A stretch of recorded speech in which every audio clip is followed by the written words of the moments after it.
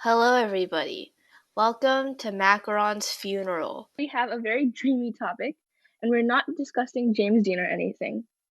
You got that, James? Okay, so anyways, we will now be introducing dream origins theories to you.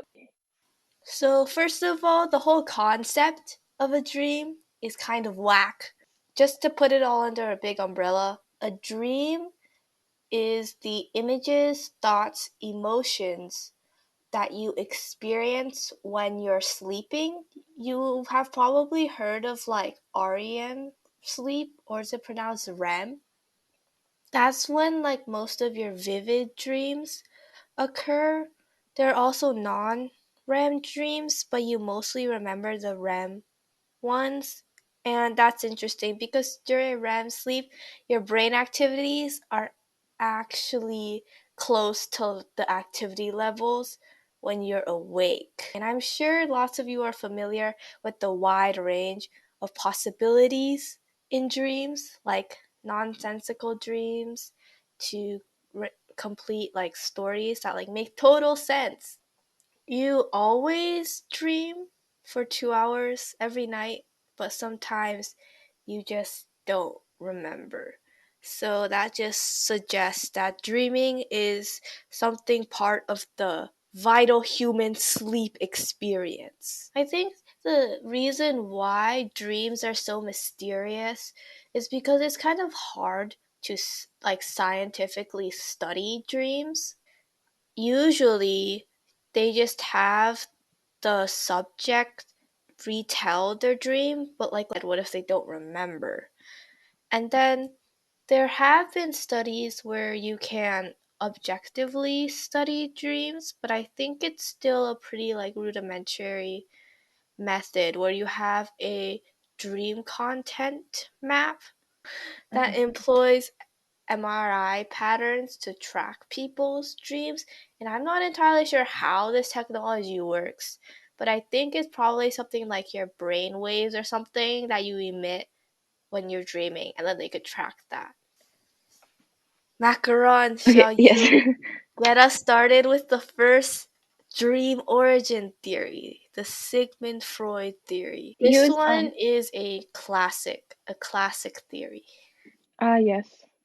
It's basically the theory that dreams kind of represent unconscious desires, thoughts, fulfillment, and motivations. So you know, whenever I have weird dreams, I kind of look it up, and everyone's like, "This means that subconsciously you want this in your life." And I'm like, okay. So I think it basically comes from this theory, like dreams reflect the unconscious desires and stuff like that. So Sigmund Freud wrote Interpretation of Dreams, where he basically wrote that dreams are quote unquote disguised fulfillments of repressed wishes. And this basically plays into how the word dream can also mean fantasies, because I mean your fantasy is basically your desired wish, like a desire or a wish or something like that, that's kind of out of reach. And often dreams can kind of, I mean, how many of you had dreams that you won some? I have had dreams where I won something or something like that, and it's not even an unconscious desire. Like I obviously want to win like this competition or something. So I feel like it's kind of like that. Like it's like a fantasy, except that's what Sigmund Freud described it as, at least. And according to Freud, dreams have two Fried components. You Freud. can hear my brain's malfunctioning today.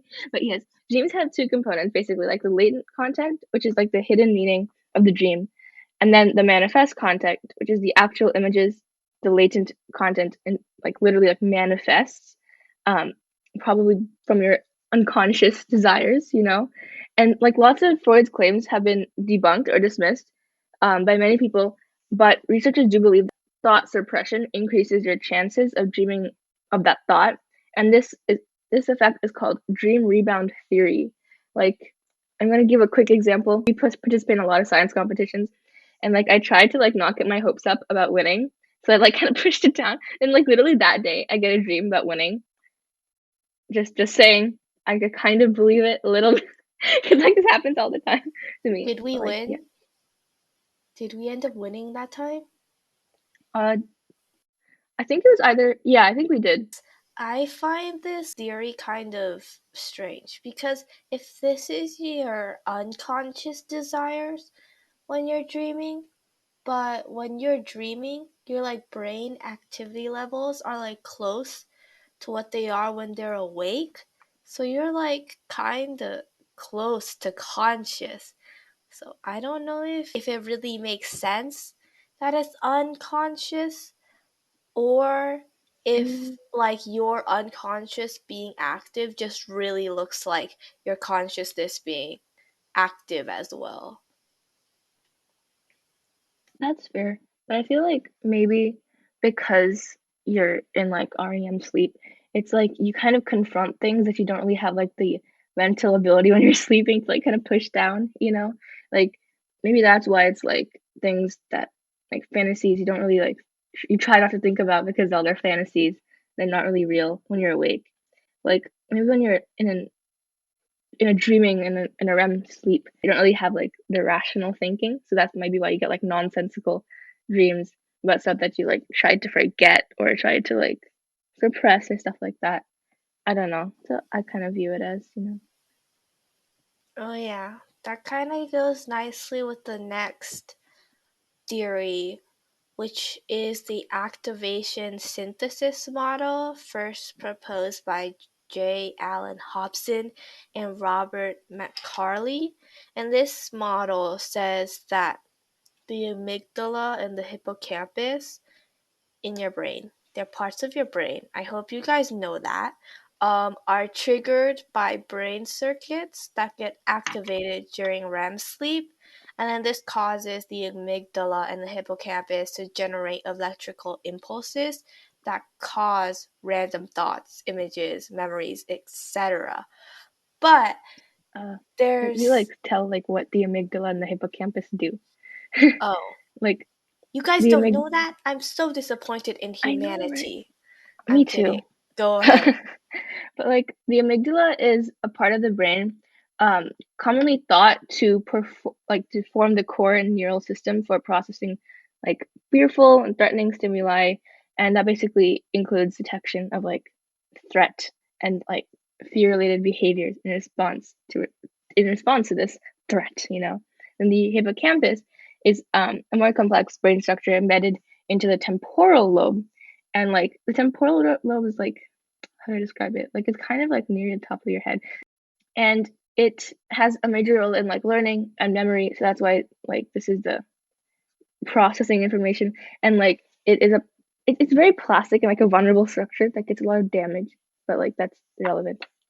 Yes, that's basically Yeah, like so this activation synthesis model says that dreams are meant to help you process information because this is the interesting part. So when you're dreaming, this imagery is totally random, makes no sense.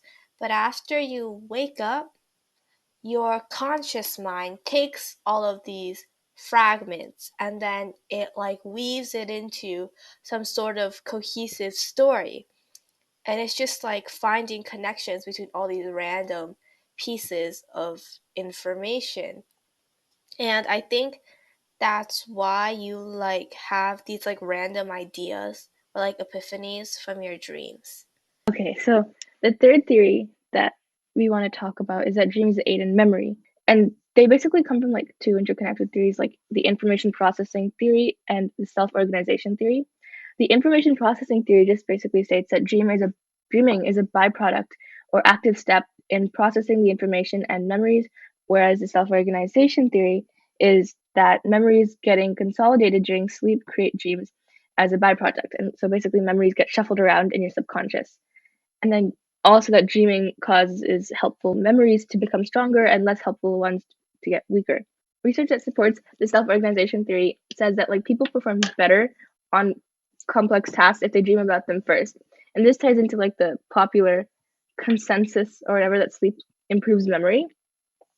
And your brain has electrical fluctuations called brainwaves, and these, which are like measured by EEGs, and these waves have different frequencies depending on what you're doing, like beta, alpha, delta, etc. waves. When you're learning, storing, and remembering information, The theta waves, which is like a frequency of 4 to 8 hertz, they're more active and in the frontal lobe of your brain. And the same thing happens when you dream, so that suggests that you are also learning while you're dreaming. Wow, learning is everywhere. Everybody should pay attention in school. Uh-oh, you're calling me out here. I'm kidding. Wait a minute. So that was like two dreaming for learning sort of theories. But then there's also a lot of about creativity. The creativity theory of dreaming says that when you're dreaming, your mind is free from the burdens of reality, right? So this freedom allows your unconscious mind to be totally unconstrained, and it's just gonna wander the limitless potential of its imagination, and that sort of explains why your dreams are so like fantastical sometimes, and this sparks creativity for you, and you have great aha moments, and then you finally realize that, oh no, I didn't do my algebra homework. Okay, that's not creativity, but there was a time I dreamed of my algebra final, and I was like, oh shoot, I haven't studied yet. That's Yeah. lucky. Oh my gosh. Was it like the day after or something? No, no, it was like a week, no, 2 weeks or something before. And so Okay. basically, the difference between the creativity theory of dreaming and the activation synthesis model earlier is that in the creativity dreaming theory, you are using your unconscious mind to make all these connections and explorations. But in activation synthesis, it's your conscious mind doing that. So, which one do you guys believe? I don't know. Going back to some theories that are just more popular in the modern world, um, and this is like the theory that dreams basically reflect your life. The continuity hypothesis. Basically says that like dreams are kind of like a collection of memory fragments instead of playing the conscious experiences in order. Memories, according to the continuity hypothesis, might be fragmented to basically help incorporate them into a long-term memory storage. And this kind of like also ties into like non-REM versus REM. Like non-REM might be for strengthening declarative memory, which is basically remembering facts or like events or stuff that happen in your life, basically. And on the other hand, though, like REM might be more attached to emotional memories, like feelings and emotions, and like recreating that in your dream. And non-REM dreams seem harder to remember than REM dreams because, like, I think a lot of the times we like for things that happened a long time ago, we kind of like we don't remember the exact details of the event. We instead basically remember the emotion and like the stuff that we felt, and like like that's why writers like focus on emotion. They don't really focus as much sometimes on details. So. Yeah, the details of dreams are like easy to forget. But like sometimes I just wake up and I remember like this like general feeling that I had from the dream, but I can't remember what happened. Um so that was like the deep like your dreams are your life theory. But then there's just the theory that dreams are an evolutionary advantage to humans. This is called the primitive instinct rehearsal and adaptive strategy theories. And this is Whoever just named these theories are like so why? Just why? because science, and maybe they're just as brain dead as you. Uh-oh. So basically, dreams help us prepare for the dangers of the real world by simulating a safe environment for the dreamer to receive threats and then practice your survival skills. Wow. And this helps explain why your dreams might have like dramatic, scary experiences, like getting chased or like falling off a cliff or forgetting to study for a final exam. Very relatable. But I wonder if this applies to other animals. The articles that I read just seem to say that it's an evolutionary advantage specifically for humans. So I thought that was strange. Maybe the plants dream too. We just don't know it. Who's gonna put an EEG on a plant? Maybe I should. You should. That can be your ISCF project. What Oh happens my when you. god. Oh my Watch god, me I'm a get like genius. Better get credit now, brain. Coffee. You want credit? Watch me get brain dead signals from that plant. Oh god. Okay, Okay. last theory Yes. about processing emotions. So far we've got like survival instincts, reflecting your life, creativity, and just pretty much your unconscious memories processing information. But you know what else you can process? Emotions. Emotions. Yes. So this is like kind of similar to the primitive instinct rehearsal theory, but basically for emotions. And like this is called the emotional regulation dream theory, where it says that dreams basically provide a safe space for you to handle your emotions and process your emotions that is emotions that are harder for you to like process while you are awake and thinking more, And this explains why dreams often include emotional and very like traumatic experiences for people. And support for this theory says that like apparently like the amygdala and hippocampus, which we talked about earlier, they are actually active um, during these vivid, intense dreams where you like feel all this emotion and stuff. Um, and the amygdala, remember, isn't involved in emotion processing. So that basically shows like why we like feel so much in dreams. And then the hippocampus is rather important for condensing information and moving like short-term like information to long-term information, like the whole memory thing that we just talked about.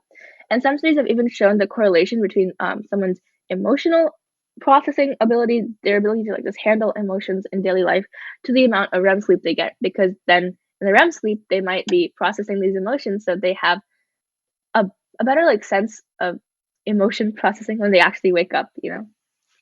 Maybe that's why teenagers are so like they can't process their emotions because we just get so less sleep that like we don't have enough REM sleep, and that we just end up like not being able to process all of our sorry, voice crack, process our like emotions when we actually wake up.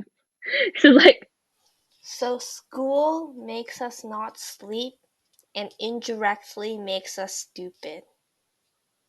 yes, Wow. exactly. We don't have like the Emotionally, ability to remember as much because our hippocampuses aren't working overtime during REM during REM. So honestly, I personally think that this seventh theory, helping process emotions, might actually be true. Or maybe all of them are true. I don't know. I feel like dreams have like components that could support all of these theories. But like for like processing emotions, I think that makes a lot of sense. I would like explain like I don't know, crying in your dreams, crying in your sleep, like in real life, or like screaming or like sleep talking. But I think that yeah. makes sense. I But think they're all kind of true to some extent, like most of them at yeah, least. I think if we ever find the reason for dreams, it'll probably be a blend of all of these theories. This concludes another episode. Be sure to check out Macaron's Crazy King Tut Dream in the full episode. Goodbye and have a good life.